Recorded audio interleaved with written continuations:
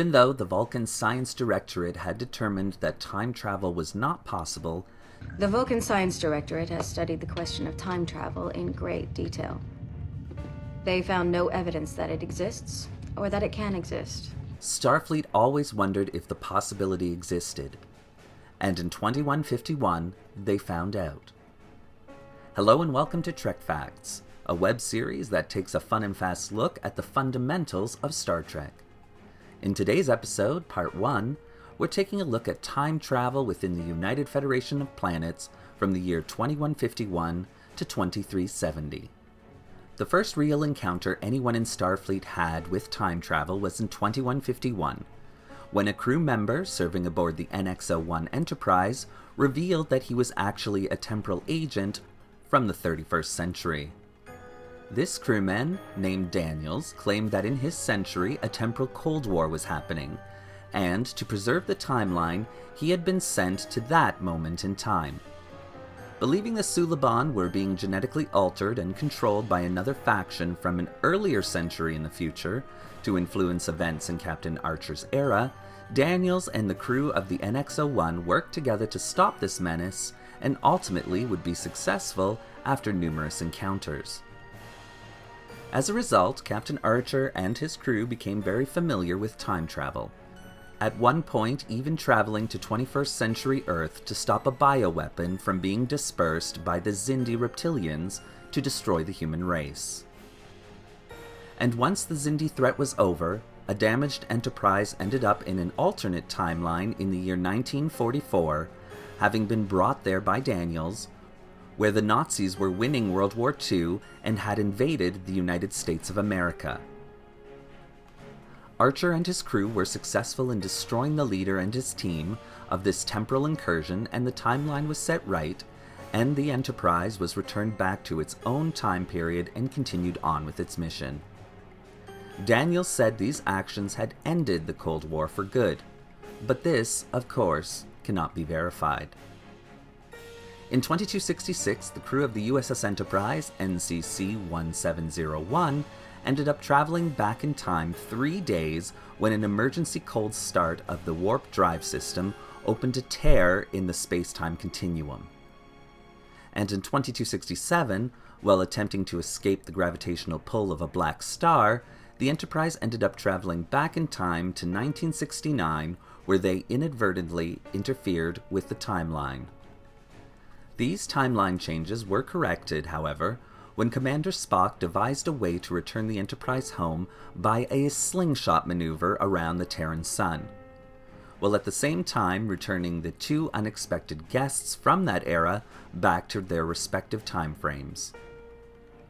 The Enterprise would then use the slingshot maneuver to travel back in time to 1968, when Starfleet temporarily decided to explore the idea of temporal exploration.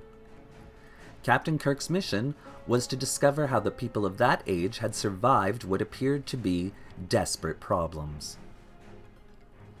Another method used to observe and travel through time for Starfleet would be discovered on a planet also in 2267. On said planet, a landing party would discover a sentient time portal which called itself the Guardian of Forever.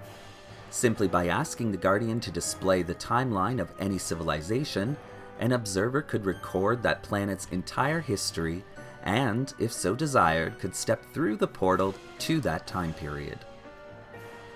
Because of the danger time travel and altering the timeline posed, Starfleet would ultimately classify and protect the Guardian planet in an effort to dissuade any diabolical usage.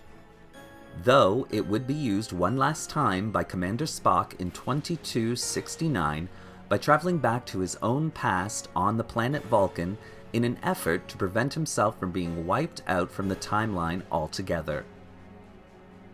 The Enterprise would also discover another time portal when investigating the Sarpedon homeworld, shortly before that system's destruction by a supernova. But because of the said supernova, the technology did not survive. In 2286, Kirk and his senior officers would once again use the slingshot maneuver to travel back in time to Earth's past, this time in a stolen Klingon bird of prey, in an effort to save humanity by transporting 2 humpback whales from 1986 to the future, where an orbiting space probe was threatening Earth's destruction. Again successful, the whales were able to communicate with the probe and prevent Earth's destruction from its own short-sightedness. In 2364, the USS Enterprise D, under the command of Jean-Luc Picard, experienced what was termed the Mannheim effect, when an experiment by Dr. Paul Mannheim went awry and caused the universe to experience several short time loops. This was caused by a window that was opened to another dimension by Mannheim. 2365 would see a shuttlecraft carrying Captain Jean-Luc Picard from 6 hours into the future encounter the Enterprise D, and, in an effort to prevent the ship's destruction, Captain Picard of the real time period would be forced to kill his future self and face the energy vortex which created the entire situation head-on. The Enterprise was successful in escaping the vortex. In 2366, the Enterprise D would encounter an echo of its own past, when the Enterprise C traveled through time to the future during a fierce battle with the Romulans, attempting to protect a Klingon outpost that was under attack. Though the crew of the Enterprise D would not remember this encounter, the entire ordeal would be explained by Romulan Commander Sela, who resembled her mother, Tasha Yar. During this encounter, apparently the timeline had been changed, and instead of the lasting peace occurring with the Klingon Empire, thanks to the sacrificing of the Enterprise C, war had broken out and the Federation was on the verge of collapse. In an attempt to restore the original timeline, Captain Picard convinced the Enterprise C to return back to its time frame, where it was lost, but viewed as an honorable sacrifice by the Klingon Empire. As a result, that one action would cement the peace between these two governments. However, the encounter with the Enterprise C had unforeseen consequences. When Captain Picard of that time frame allowed Tasha Yar to return with the Enterprise C, after Guinan, the Enterprise D's bartender, with the ability to perceive events outside of normal space-time, informed the lieutenant that in the original timeline she had died a meaningless death. This would lead to Yar being captured in the past and courted by a Romulan general and eventually giving birth to Romulan Commander Sela. The overall consequences and effects of Picard's decision are unknown, but believed to be extensive, given Sela's high-ranking influence within the Star Empire. 2367 and 2368 would see the Enterprise encounter beings that could travel through time.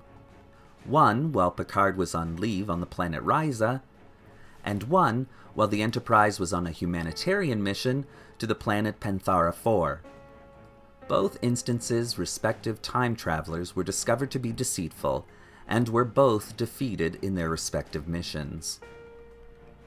2368, the Enterprise would experience another loop in time when it would collide with the USS Bozeman, which had been stuck in the time loop since 2278.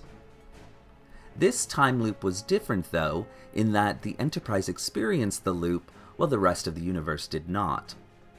Ultimately, the Enterprise was able to escape this loop by avoiding the collision with the Bozeman, and continued on its mission even though it had been caught in the loop for 17 days. 2368 would also see most of the command crew of the Enterprise D travel back in time to 1893 in an effort to save their comrade Lieutenant Commander Data from being destroyed and prevent a race called the Davidians from using Earth of the past as a feeding ground. They were successful in both endeavors. The being known as Q would send a dying Picard back in time from 2369 to 2327, in an effort to show Picard how important even the questionable decisions in Picard's life were, and Picard would come to acknowledge and appreciate his past thanks to Q. And later that year, Captain Picard, Deanna Troi, Data, and Geordi LaForge would witness a shattering of the space-time continuum the Enterprise D was trapped in, where time was moving slowly and even reversing itself at times when alien lifeforms used the quantum singularity of a Romulan vessel's engine system as an incubator for its young. By using a runabout, Picard was able to stop the Enterprise D's inevitable destruction and save the Romulan crew before the Romulan vessel disappeared out of existence. In 2370, Lieutenant Worf would encounter a time-jumping Alexander Roshenko, his son, who was attempting to save his father's life by influencing Alexander of the past. He would be successful, and again, Starfleet does not know the lasting consequences of this action.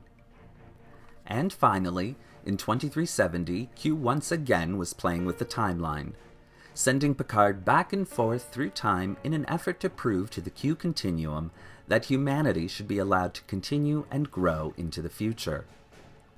Starfleet does not know if this time travel was an illusion created by Q or was actual time travel. And although time travel is a definite possibility, Starfleet believes the former is actually more likely.